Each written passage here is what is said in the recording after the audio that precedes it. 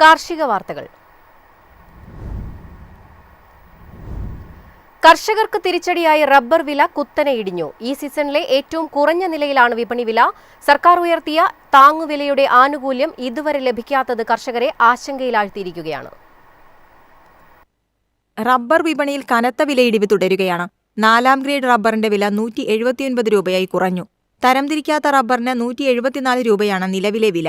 ഈ സീസണിലെ ഏറ്റവും കുറഞ്ഞ നിരക്കാണിത്. കൂടുതൽ കർഷകർ ഒരേ സമയം റബ്ബർ വിപണിയിലെത്തിച്ചതോടെയാണ് വിലയിടിവ് ആരംഭിച്ചതെന്നാണ് വ്യാപാര കേന്ദ്രങ്ങളുടെ വിശദീകരണം.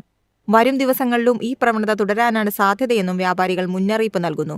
കഴിഞ്ഞ മാസം സർക്കാർ റബ്ബറിന്റെ താങ്ങുവില 180 രൂപയിൽ നിന്ന് 200 രൂപയായി ഉയർത്തിയിരുന്നു. തെരഞ്ഞെടുപ്പ് മുന്നോടിയായിരുന്നു ഈ പ്രഖ്യാപനം. എന്നാൽ താങ്ങുവിലയും റബ്ബർ ബോർഡ് നിശ്ചയിക്കുന്ന വിപണി വിലയും തമ്മിലുള്ള വ്യത്യാസം കർഷകർക്ക് നൽകുന്നതിനുള്ള നടപടികൾ ഇതുവരെ ആരംഭിച്ചിട്ടില്ല. വിൽപ്പന ബിൽ സ്വീകരിക്കുന്നതിനുള്ള സൈറ്റ് പോലും റബ്ബർ ബോർഡ് തുറന്നിട്ടില്ല. പതിവ് പോലെ കർഷകരിൽ നിന്ന് നിശ്ചിത അളവിൽ റബ്ബർ ബില്ലാക്കി സ്വീകരിച്ച ഇൻസെന്റീവ് നൽകുന്ന സംവിധാനവും നിലവിൽ നിലച്ചിരിക്കുകയാണ്. താങ്ങുവില വർദ്ധിപ്പിച്ചത് വലിയ ആശ്വാസമായാണ് കർഷകർ കണ്ടിരുന്നത്. എന്നാൽ തെരഞ്ഞെടുപ്പ് ഫലപ്രഖ്യാപനത്തിന് പിന്നാലെ സർക്കാരിന്റെ നടപടി മന്ദഗതിയിലാകുമോ എന്ന ആശങ്കയും ശക്തമാണ്. News desk MyFin TV. സംസ്ഥാനത്ത് കാലാവസ്ഥാധിഷ്ഠിത വിള ഇൻഷുറൻസ് രജിസ്ട്രേഷൻ വീണ്ടും വൈകുന്നു. സംസ്ഥാന വിഹിതത്തിൽ നിന്ന് മുൻകൂറായി അടയ്ക്കേണ്ട തുക നൽകാത്തതിനെ തുടർന്നാണ് എൻറോൾമെന്റ് ആരംഭിക്കാനാകാത്തത്. കേന്ദ്ര സർക്കാരിന്റെ പുതിയ മാർഗനിർദ്ദേശങ്ങൾ പാലിക്കാതെ എൻറോൾമെന്റ് തുടങ്ങാനാകില്ലെന്ന നിലപാടിലാണ് ഇൻഷുറൻസ് കമ്പനി. കഴിഞ്ഞ ജൂലൈയിലാണ് കാർഷിക വിള ഇൻഷുറൻസ് നടപ്പാക്കുന്നതുമായി ബന്ധപ്പെട്ട് കേന്ദ്ര സർക്കാർ പുതിയ മാർഗനിർദ്ദേശങ്ങൾ പുറത്തിറക്കിയത്. അതനുസരിച്ച് മുൻ സീസണിലെ ക്ലെയിമുകൾ കുടിശ്ശികയാകുന്ന സാഹചര്യത്തിൽ ഒരു നിശ്ചിത തുക സംസ്ഥാന സർക്കാർ മുൻകൂറായി ഡിപ്പോസിറ്റ് ചെയ്യണം. ഈ തുക അടച്ചതിനു ശേഷമേ ഇൻഷുറൻസ് രജിസ്ട്രേഷൻ ആരംഭിക്കാനാകൂ. മുൻവർഷത്തെ ക്ലെയിമിന്റെ 50% കണക്കാക്കി അതനുസരിച്ചുള്ള സംസ്ഥാന വിഹിതമാണ് കെട്ടിവെക്കേണ്ടത്. ഇതിനായി ഏകദേശം 15 കോടി രൂപയാണ് സംസ്ഥാന സർക്കാർ മുൻകൂറായി അടയ്ക്കേണ്ടത്. തുക ലഭിക്കാത്തതിനാൽ അഗ്രികൾച്ചറൽ ഇൻഷുറൻസ് കമ്പനി ഇതുവരെ രജിസ്ട്രേഷൻ സൈറ്റ് തുറന്നു നൽകിയിട്ടില്ല. കേരളത്തിൽ നെല്ല് കൃഷിക്കായി 3 സീസണുകളിലായാണ് പദ്ധതി നടപ്പാക്കുന്നത്. പ്രീമിയത്തിന്റെ 15% മാത്രമാണ് കർഷകർ നൽകേണ്ടത്.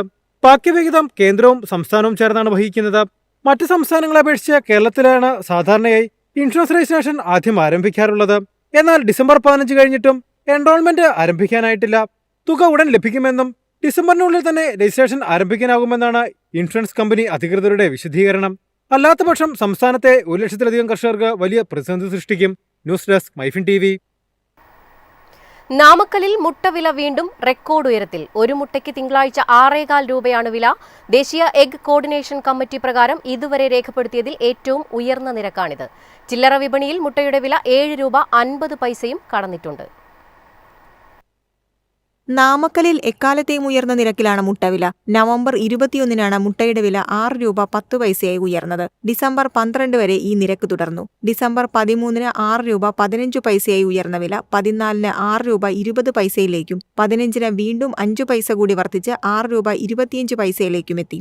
വില വർധനവിനെ തുടർന്ന് ചില്ലറ വിപണിയിൽ മുട്ടയുടെ വില 7 രൂപ 50 പൈസയും കടന്നിരിക്കുകയാണ്. ശൈത്യകാലമായതിനാൽ ആവശ്യകത വർദ്ധിച്ചതും ക്രിസ്മസ് പുതുവത്സര ആഘോഷങ്ങൾ മുന്നിൽ കണ്ട് ഉപഭോഗം കൂടിയതുമാണ് വിലക്കയറ്റത്തിന് പ്രധാന കാരണം. ശബരിമല തീർത്ഥാടന കാലം ആരംഭിച്ചിട്ടും മുട്ടയുടെ ആവശ്യകതയിൽ വലിയ കുറവുണ്ടായിട്ടില്ല. സാധാരണയായി ശബരിമല സീസണിൽ തമിഴ്നാട്ടിലും കേരളത്തിലും ആവശ്യകത കുറയാറുണ്ടെങ്കിലും ഇത്തവണ സ്ഥിതി വ്യത്യസ്തമാണ്. നിലവിലെ വിപണി സാഹചര്യം കണക്കിലെടുത്താൽ പൊങ്കൽ ഉത്സവം വരെയെങ്കിലും മുട്ടവില ഉയർന്ന നിലയിൽ തുടരുമെന്നാണ് സൂചന. News desk MyFin TV. കാണാം കമ്പോള നിലവാരം. ഇന്നത്തെ കമ്പോള നിലവാരം. RSS 4 183, RSS 5 180, ലാറ്റക്സ് 129, ജാതിക്ക 330, ജാതിപത്രി 2100, ഗ്രാമ്പു 900, അടയ്ക്ക 280, കാപ്പിക്കുരു 200, കൊക്കോ പരിപ്പ് 380, കുരുമുളക് ഗാർബിൾ 71,100, കുരുമുളക് അൺഗാർബിൾ 69,100, ഏലക്ക 2,300 മുതൽ 2,400 വരെ, വെളിച്ചെണ്ണ 32,900, കൊപ്ര 19,900, ചുക്ക് 28,000.